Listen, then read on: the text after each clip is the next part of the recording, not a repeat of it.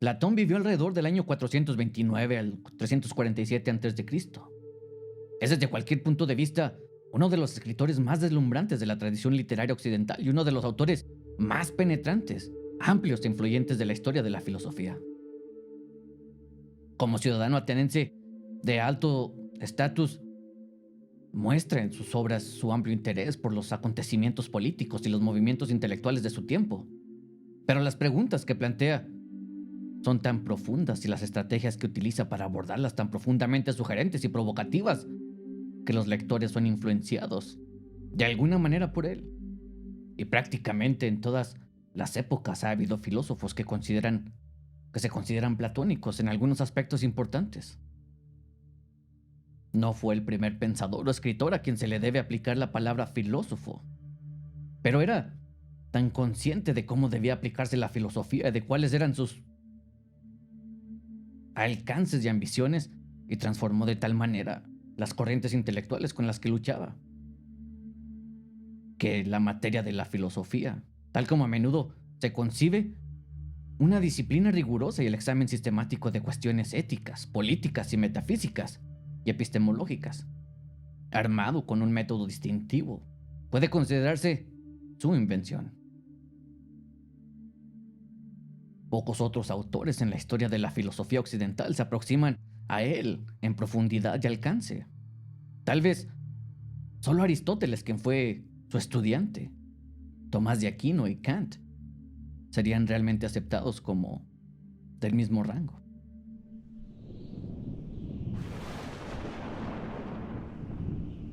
Los temas principales de Platón son que mucha gente asocia a Platón con algunas doctrinas centrales que defiende en sus escritos. El mundo que aparece a nuestros sentidos es de alguna manera defectuoso y está lleno de errores, pero hay un reino más real y perfecto, poblado por entidades llamadas formas o ideas que son eternas, inmutables y en algunos sentidos paradigmáticas de la estructura y el carácter del mundo presentado a nuestros sentidos. Entre los más importantes de estos objetos abstractos se encuentran la bondad, la belleza, la igualdad, la grandeza, la semejanza, la unidad, el ser, la igualdad, la diferencia, el cambio y la inmutabilidad. Estos términos a menudo son escritos con mayúsculas por quienes escriben sobre Platón, para llamar la atención sobre su estatus exaltado. Lo mismo ocurre con formas de ideas. Los más fundamentales y distintivos en la filosofía de Platón es que los muchos objetos observables que aparecen bellos, y el único objeto es que realmente es la belleza, del cual esos muchos objetos bellos, las cosas reciben sus nombres y sus correspondientes características. Casi todas las obras importantes de Platón están de alguna manera dedicadas a esta distinción o dependen de ella. Muchas de ellas exploran las consecuencias éticas y prácticas de concebir la realidad de esta manera bifurcada. Se nos insta a transformar a nuestros valores tomando en serio la mayor realidad de las formas y los defectos del mundo corpóreo. Debemos recordar que el alma es un tipo de objeto diferente del cuerpo, hasta el punto de que no depende de la existencia del cuerpo para su funcionamiento y, de hecho, puede captar la naturaleza de las formas mucho más fácilmente cuando se está en contacto con ella, no estorbando por su apego a nada corpóreo. En algunas de las obras de Platón se nos dice que el alma siempre conserva la capacidad de recordar lo que una vez captó de las formas, cuando estaba desencarnada antes del nacimiento de su poseedor, y que la vida que llevamos son, hasta cierto punto, un castigo o recompensa por decisiones que tomamos en una vida anterior. Pero en muchos de los escritos de Platón se afirma o se supone que los verdaderos filósofos, aquellos que reconocen lo importante que es distinguir lo único que es la bondad, la virtud o el coraje de los muchos, de las muchas otras cosas triviales que se llaman buenos, virtuosos o valientes, están en posición de volverse éticamente superiores a los seres humanos no iluminados, debido al mayor grado de conocimiento que pueden adquirir. Para comprender ¿Qué cosas son buenas y por qué son buenas? Debemos investigar la forma del bien.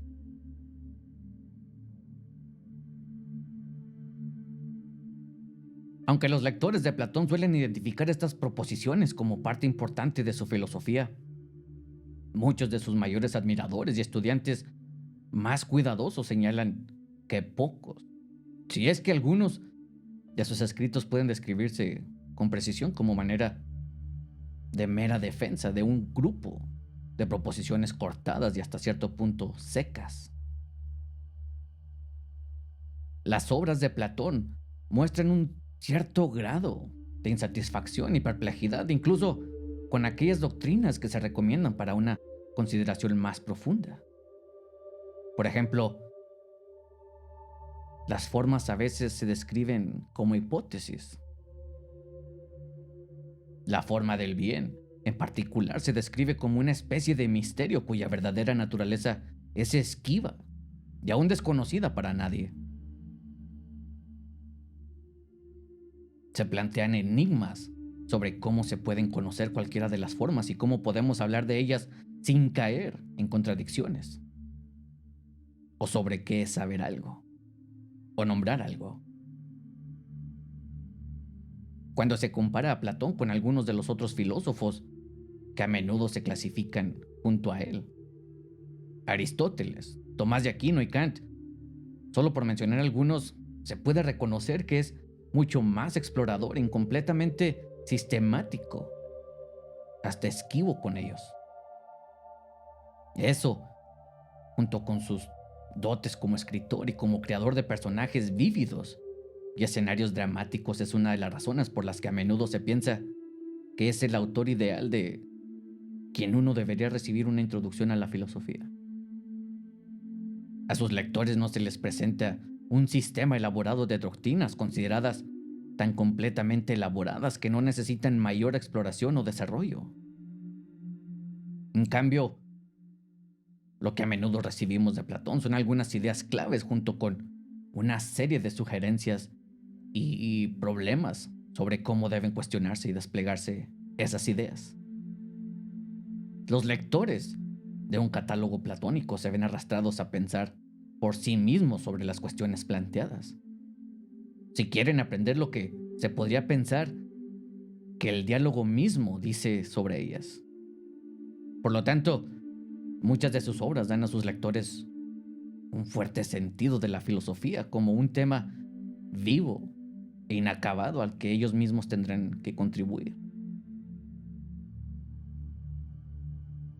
Hay otra característica de los escritos de Platón que los distingue entre los grandes filósofos y pinta nuestra experiencia de él como autor. Casi todo lo que escribió toma la forma de un diálogo. Aunque hay una excepción sorprendente, su apología, que pretende ser el discurso que Sócrates pronunció en su defensa, y la palabra griega apología significa defensa, cuando en el año 399 fue acusado ilegalmente y condenado por el delito de irreverencia. Sin embargo, incluso ahí se presenta a Sócrates en un momento planteando preguntas de carácter filosófico a su acusador, Meleto, y respondiéndolas.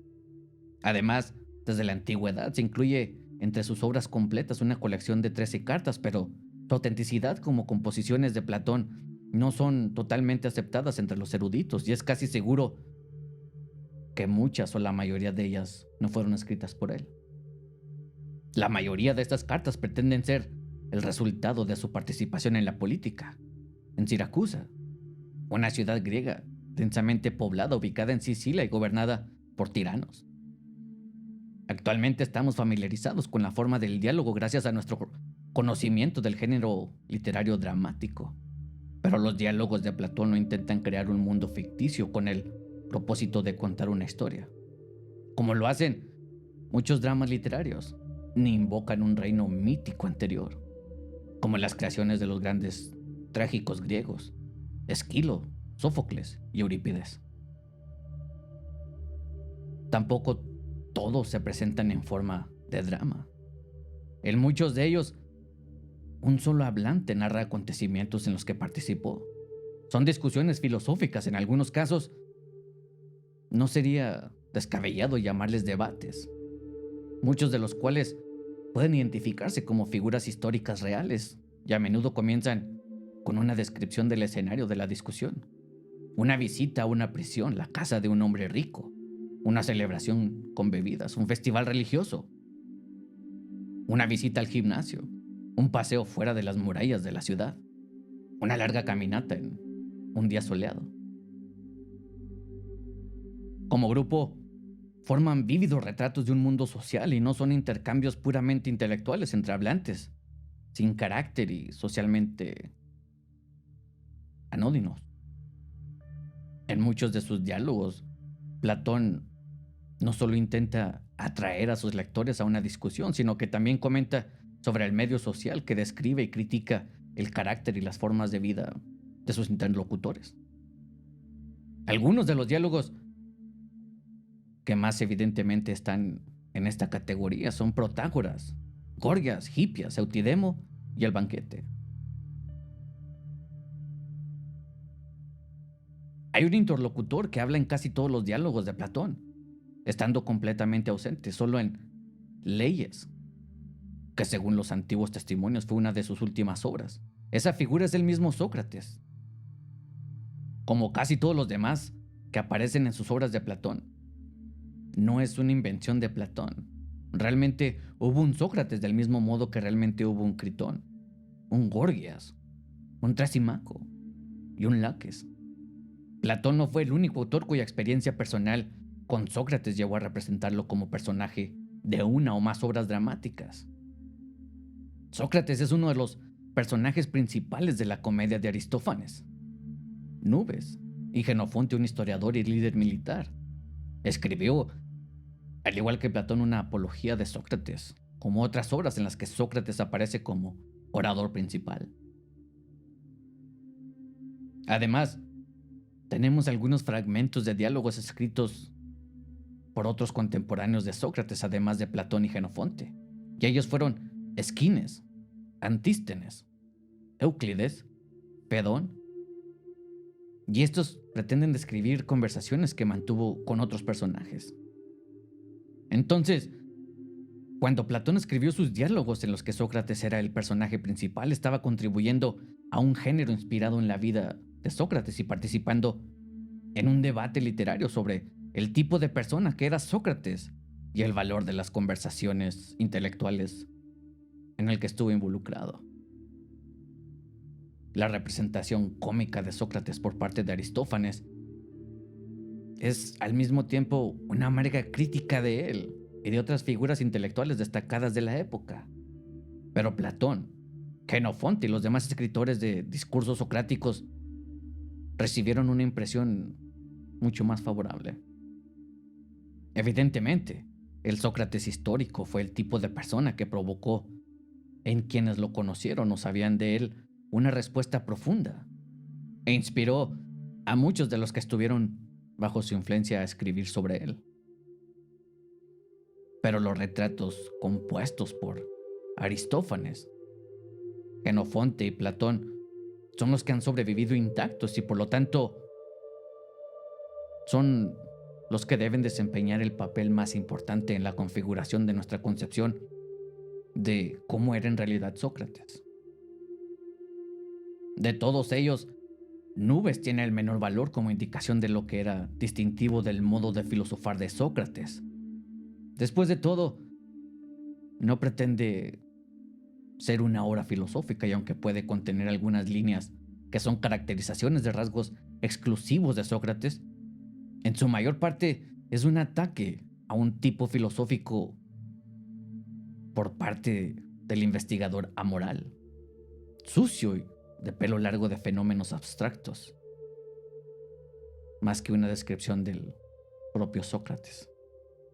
Generalmente se piensa que la descripción que hace Jenofonte de Sócrates y cualquiera que sea su valor como testimonio histórico carece de la sutileza filosófica y la profundidad de la de Platón. En cualquier caso, nadie en realidad considera a Jenofonte un filósofo importante por derecho propio. Cuando leemos sus obras socráticas, no nos encontramos con una gran mente filosófica, pero eso es lo que experimentamos cuando leemos a Platón. Podemos leer los diálogos socráticos de Platón porque estamos interesados en quién era Sócrates y qué defendía. Pero incluso si tenemos poco o ningún deseo de aprender sobre el Sócrates histórico, querremos leer Platón porque al hacerlo nos encontramos con un autor de mayor significado filosófico. Sin duda, de alguna manera tomó prestado de Sócrates en aspectos importantes, aunque no es fácil decir dónde trazar la línea entre él y su maestro. Pero hay un amplio consenso entre eruditos en que Platón no es un mero transcriptor de las palabras de Sócrates. El uso de una figura llamada Sócrates en tantos de sus diálogos no debe interpretarse como que Platón simplemente está preservando para el público lector las lecciones que aprendió de su maestro.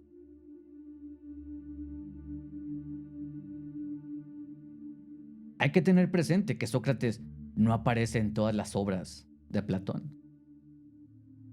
No aparece en Leyes y no hay varios diálogos como Sofista, Estadista, Timeo en los que su papel es pequeño y periférico mientras que alguna otra figura domina la conversación o incluso como en Timeo y Critas, que presenta una larga y elaborada explicación por medio de un discurso continuo y propio. Los diálogos de Platón son una forma literaria estética. No solo varían sus temas, no solo varían sus narradores, sino que el papel que juegan las preguntas y las respuestas nunca es el mismo de un diálogo a otro.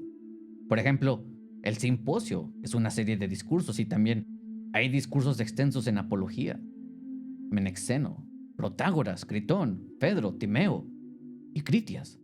De hecho, sería justo preguntar si estas obras se pueden llamar diálogos. Pero aunque Platón adaptó constantemente la forma del diálogo para satisfacer sus propósitos, llega a sorprender que a lo largo de su carrera como escritor nunca se dedicó a una forma de composición que fuera ampliamente utilizada en su época y que pronto se convertiría en el modo estándar de discurso filosófico. Platón nunca se convirtió en un escritor de tratados filosóficos a pesar de que la escritura de tratados sobre retórica, medicina y geometría fue una práctica común entre sus predecesores y contemporáneos. Lo más cerca que podemos llegar a una excepción de esta generalización es la Séptima Carta, que contiene una breve sección en la que Platón o alguien que pretende ser él se compromete con varios puntos filosóficos, insistiendo en que ningún filósofo escribía sobre los asuntos más profundos, sino que comunicará sus pensamientos solo en conversaciones privadas con los individuos seleccionados. Es importante resaltar y dar claridad a este punto de las cartas, aunque ya se mencionó antes. La autenticidad de las cartas de Platón es motivo de controversia.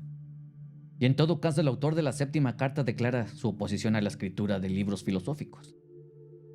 Lo haya escrito Platón o no, no puede considerarse un tratado filosófico y su autor no deseaba que así fuera. En todos sus escritos, Platón nunca habla directamente a su audiencia y con su propia voz. En rigor, él mismo no afirma nada en sus diálogos. Más bien, son los interlocutores en sus diálogos quienes son obligados por Platón a hacer todas las afirmaciones, dudas, preguntas, argumentos, etc. Todo lo que Platón desea comunicarlos lo transmite indirectamente. En realidad, ¿podemos llegar a conocer la mente de Platón?